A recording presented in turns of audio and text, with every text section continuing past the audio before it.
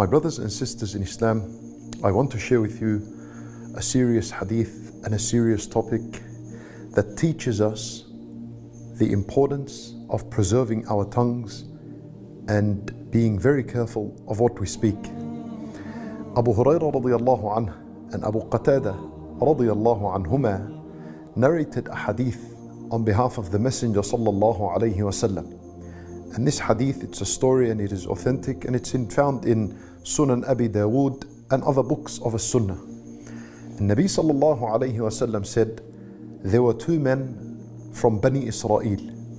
One of them كان مجتهد في العبادة. He was committed upon worship. He was a worshipper. He would worship Allah Azza wa Jal day and night.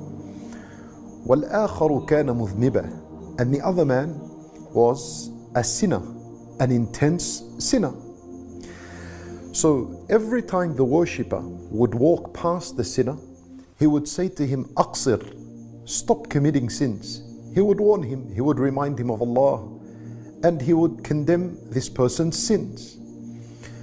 And he'd always do this until one day the sinner said to the worshipper, "Khallini wa Rabbi, abu'ithta alayya raqiba." The sinner said to the worshipper, "Leave me alone, leave me. What I do is between me and my Lord. Have you been sent as a guardian and a watcher over me?" This is what he said. So the worshipper, he got angry and he said to the sinner, "Wallahi la yaghfiru Allahu laka abada, wallahi la yudkhiluka Allahu al-jannah." He said to him, "By Allah." The worshipper took an oath by Allah and he said to the sinner that Allah would never ever forgive you and He would never admit you into the paradise. He said words like this. So they died and Allah subhanahu wa ta'ala resurrected them. And He said to the worshipper, "Akunta bi alima?" Did you have knowledge of me? In other words, where did you get these words from? How did you dare take an oath on behalf of Allah Azza wa Jal that Allah will not forgive such a person? Akunta bi alima? And then Allah Azza wa Jal, He said to him, "Oh, did you have the ability to do what I do?" Meaning, did you have the ability to put this person in the hellfire or admit him into the paradise? Was this in your ability? Then Allah subhanahu wa ta'ala judged and He said to the sinner, "Go to the paradise, I have forgiven you." And He said to the worshipper, "Idhabu bihi ila an-nar." He said to the angels, "Take him to the hellfire." Allahu Akbar. My brothers and sisters in Islam, this is a very important hadith. I tell you why.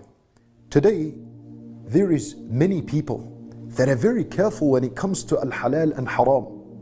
They make sure that their income is halal, so that they eat what is halal and feed their families what is halal. And these are the same people that are very careful when it comes to haram. They want to know what meat is halal, what meat is haram. They want to know what transactions are halal and what transactions are haram. And they keep away from the haram and they adhere to what is halal and what is permissible, and they adhere to Allah's worship. But they don't take notice and consideration for the words that come out from their tongue. Allahu Akbar. Look at this person. This is a worshipper that ended up being thrown in Jahannam because of a word he said. And that is that he said to a sinner, "Allah will never forgive you." And this is the word that a person is supposed to be careful of. Why? Because when a person looks at a sinner and says to him, "Allah will never forgive you," then that can only stem and come out of arrogance and ego and self-righteousness. Such a person, he said this word out of arrogance. Out of arrogance. He saw himself. He took pride in that which he done. And he thought he's a worshipper and that he can speak on behalf of Allah. And saying such words goes against at-tawheed, because this is speaking on behalf of Allah in that which you have no knowledge. How many times in history there were people that acted like Fir'aun and worse than Fir'aun, and Allah subhanahu wa ta'ala by His mercy forgave them and He accepted their tawbah and He guided them and made them from the people of the paradise? How many people lived a life of sin and rebellion and transgression? One sin after the other, minor sins, major sins, rebellion, exploding in rebellion. And then towards the end of his life, Allah subhanahu wa ta'ala chooses to guide him, and he becomes from the righteous slaves of Allah, and Allah forgives his past and admits him into the paradise.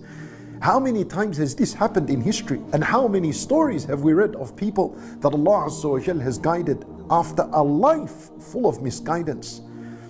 Therefore, we need to be careful, my brothers and sisters in Islam, not to speak such words. There is no problem if you see someone doing a wrong, haram, or leading a misguided life, that you approach them and you warn them and you advise them, and leave it at that.